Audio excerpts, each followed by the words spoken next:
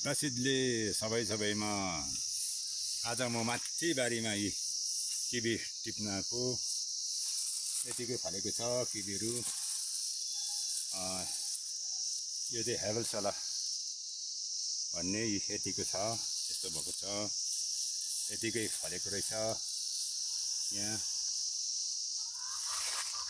त्यसपालि अलिक बेसी फलेकोले गर्दा यो भर्याङ सऱ्याङ पुरा भाँचिएर खै त उठाउनु पनि भ्याएन र आज आएको टिप्नु। यस्तै छ है यता किबीबारी चाहिँ। यो हो उता किबीबारीहरू परसम्म छ। 42वटा बोट छ। 42वटा बोटमा चाहिँ 15वटा जस्तोले चाहिँ फलेन छ, बाँकीले चाहिँ सबैले फलेछ। त्यो छ। अघिसम्म त घाम टक्क लागेको थियो किबी टिप्नु हुँदाखेरि, अहिले चाहिँ पानी पर्ला जस्तो धुम्मा भयो। यहाँ माथि चाहिँ हाम्रो मूल घर यस्तो छ। यहाँ किबीको यहाँ फेरि के अरे यो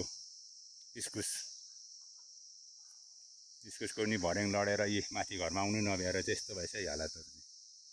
करेला छ। यो पत्ता झरेको रुख चाहिँ आरुचाको बोट हो। यस्तै छ। टिप्दै टिप्दैछु यहाँ उता यस्तो छ। यहाँ यता चाहिँ पानी फरेछ है। यो चाहिँ फेरि हो त टक्क यस्तो छ है।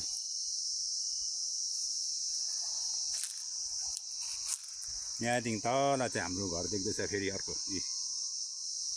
ल अब पानी पर्ला जस्तो भयो, फटाफट टिपेर जानु पर्ला। लु बाई बाई।